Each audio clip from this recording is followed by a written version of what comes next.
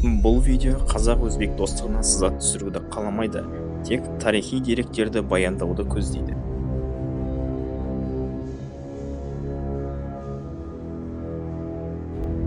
15 ғасырдың аяғы мен 16 ғасырдың басындағы қазақ хандығы тарихындағы негізгі оқиғалар Сырдария аумағында өтті. Сыр өңірі үшін қазақ хандары мен шайбанидтер арасындағы соғыстардың басты себебі қалалар мен қыстық жайылымдары үшін күрес, ал бұл мемлекет үшін бірінші кезектегі стратегиялық және экономикалық маңызы бар болады. 1510 жылы қазақтар Сығанақ қаласы маңында Мұхаммед Шайбанидың әскерлеріне ауыр соққы берді. Сығанақта қазақ әскерлерінің жеңіліске ұшырағаннан кейін Мұхаммед Шайбани 1510 жылы Иран шахымен болған шайқаста қайтыс болды. 1582 жылы Тәуекел хан билікке келе салып өзбектерге қарсы аттанды. Қазақ жерлерін бұрыннан мазалап келе жатқан өзбектерді толық талқандап қазақ хандығына қосып алуды көздеген болатын.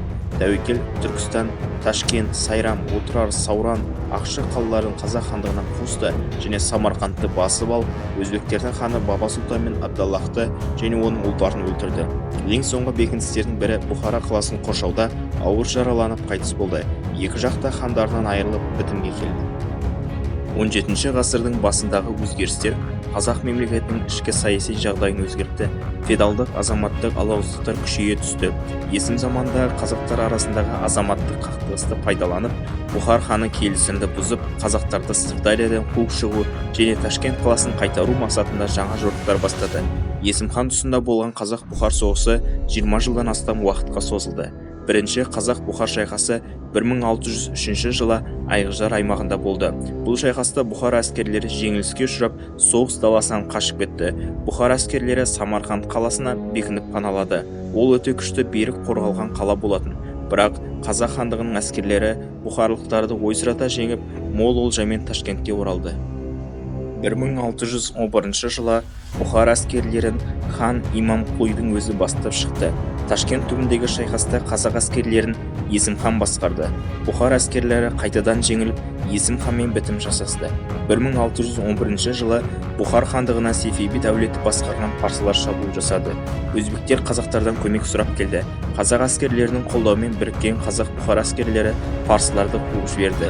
Дегенмен Бұхар ханы Имамқұли 1612 жылы қайтадан қазақтың Қаратау мен Аспара аудандарына шабуыл жасап, ауылдар мен қалаларға өте көп ауыр апаттар әкелді. Бұған жауап ретінде 1613 жылы Есім хан көп әскерімен Бұхар хандығының әскерлерін түбегейлі жеңіп Самарқандты алды. 1620-1621 жылдары 4-ші, 5-ші және 6-шы жорықтарда Тұрсын хан бастаған қазақ хандығының әскерлері Бұхар әскерлерін ойсырата жеңді.